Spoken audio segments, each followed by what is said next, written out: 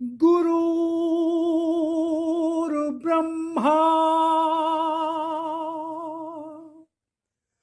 गुरुर्विष्णु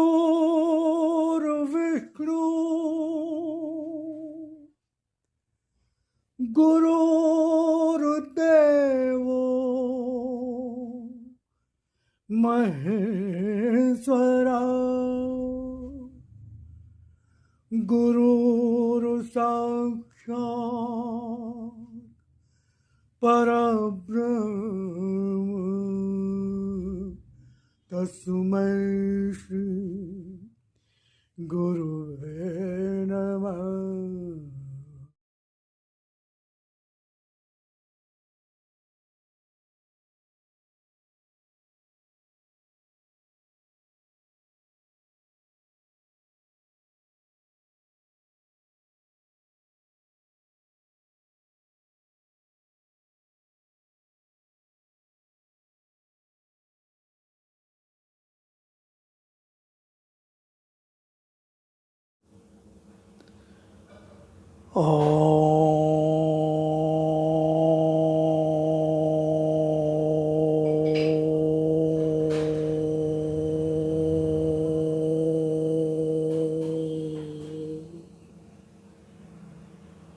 ॐ भूर्भुवः स्वः तत्सवितुर्वरेण्यं भर्गो देवस्य धीमहि धियो यो नः प्रचोदयात्।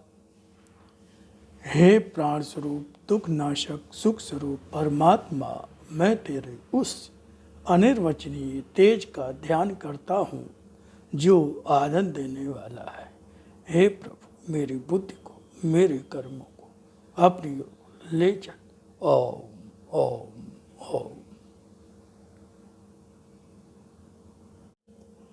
भगवान ने कहा, जन जन तक पहुँचो, जहाँ अंधकार है उस मन तक पहुँचो जहाँ मेरी पुकार है। इसी उद्देश्य की पूर्ति हेतु मैं इन वाणी की सामग्री को आपके समक्ष लाता रहा हूँ, लाता जा रहा हूँ, लाता रहूँगा। तो शुरू में मैं भगवान की वाणी का परिचय देता हूँ, जिसमें 2 से 3 मिनट लगते हैं। उसके पश्चात भगवान की वाणी का प्रारंभ होता है। अगर आप बहुत व्यस्त हैं, समय नहीं है, तो मैं समय दे देता हूँ कि कहाँ से भगवान की वाणी का प्रारंभ होगा।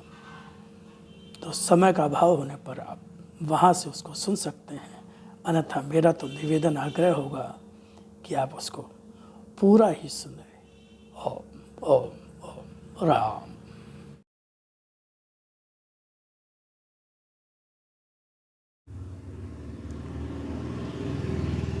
स्वयं भगवान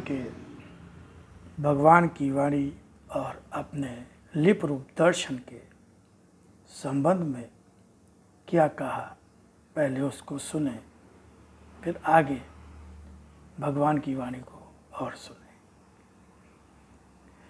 वाणी को समझो, उसके एक एक अक्षर में अर्थ भरा है।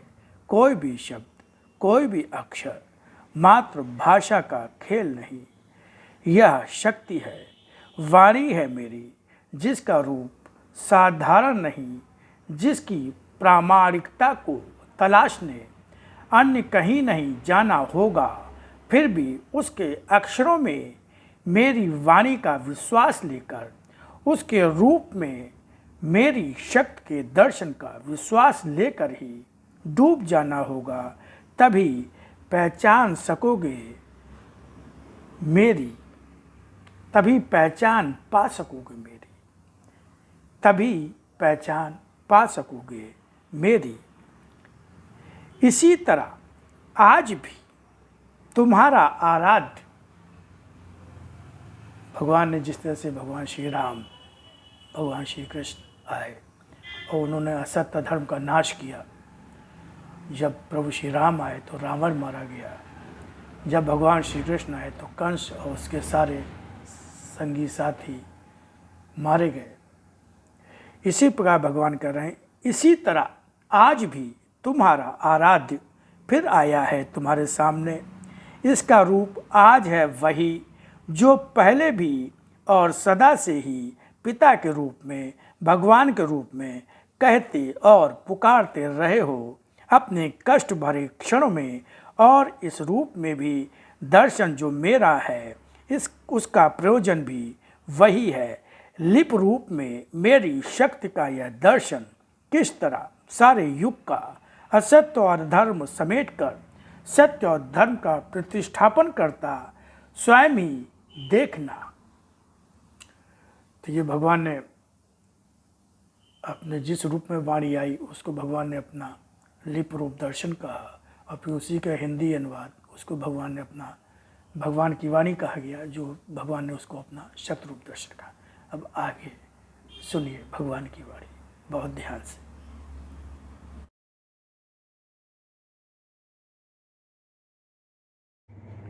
सत्य आत्मा का रूप ही है, या फिर जानते ही हो कि आत्मा तो मेरा अंश होने से अंश ही सत्य का है, तो उसका धर्म भी सत्य ही होता है।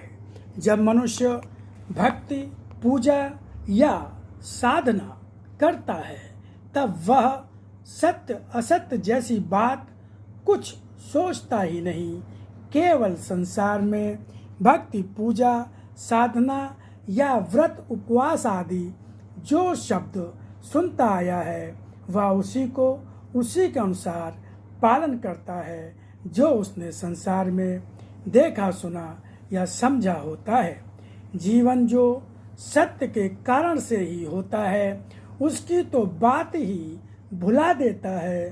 तभी तो शरीर में धीरे धीरे भी आती है तो अशक्तता या क्षीणता ही आती है। अतः भक्ति यदि करो तो स्वयं को सत्य बनाओ, तभी भक्त कहलाओगे, या फिर वह भक्ति कर पाओगे जो मैं स्वीकार करता हूँ। भक्ति तभी पूर्ण होती है जब मेरे द्वारा स्वीकृत होती है, अन्यथा वह कर्मकांड या पाखंड और मुझसे धोखा बन जाती है। आने वाले मेरे इस मंदिर में असंख्यों अगर आज हैं तो कल इतने होंगे जो आज सोचा भी नहीं जा सकता। नाम और यश इतना होगा जो आज समझा भी नहीं जा सकता। आज जिस कर्तव्य क्षेत्र पर उतरकर कर्म कर रही हो और जिस तरह से जीवन का हर क्षण मुझे ही देकर मेरे ही लिए जीती हुई संसार को जीना सिखा रही हो, वह तो जगत के लिए आदर्श पथ है। भक्ति करते हुए मुझ तक आने का इस पथ पर तुम्हारा जीवन एक क्षीण किरण की तरह जल भी रहा है, प्रकाशित भी हो रहा है, पर यह जलते हुए भी हर साधारण जीवन की भांति बुझ बुझ कर जलता बुझता दिखाई देता हुआ भी वैसा साधारण कभी भी नहीं होगा जैसा दीपक होता है। यह तो सदा ही संसार में पहचाना और पूजा जाएगा। भाग्यशाली ही होंगे वे जो आज तुम्हें अपने जीवन का सारथ्य देकर जीवन जी लेंगे और शरीर को मेरा कर्म क्षेत्र बनाकर संसार में मेरे धर्म का निर्वाह करते हुए मेरे लिए अर्थात सत्य और धर्म की रक्षा के लिए कर्म कर लेंगे। जीना तभी जीना होता है जब वह सत्य के लिए सत्य के साथ और संबंध का ही आधार लेकर जिया जाता है। जीवन कभी साधारण नहीं होता, इसे तो साधारण बना दिया जाता है। और जब प्राणी खुद साधारण से साधारण बन जाता है तब उसे हर शरीर साधारण ही दिखता है।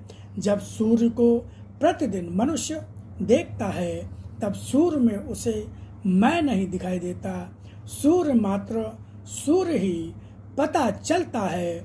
यह पता नहीं चलता कि इसका वास्तविक महत्व रूप और शक्ति क्या है उसकी ओर तो किसी का चित्त भी नहीं जाता जो उसके विषय में सोचे या उसे समझकर मुझे भी समझ सके। सूर्य नित्य दिखाई देता है तब उसका महत्व नहीं समझा जाता। जब सूर्य नहीं दिखाई देता तब सूर्य की आवश्यकता बहुत अधिक महसूस होती है। इसी तरह जो जब पास होता है तब तक उसका महत्व अनुभव ही नहीं होता है। जब वह नहीं होता है तभी उसका महत्व अनुभव हो पाता है। तुम्हारा जीवन भी तो ऐसा ही है जो आज मनुष्य को अपने जैसा ही साधारण तो दिखता है पर वास्तविकता इसकी कहाँ समझेगा वह जो इस तक नहीं पहुँचेगा या फिर जो आज इसे साधारण मानकर मुझसे दूर ही रह रहा होगा वह अंधकार की ओर जा रहा है।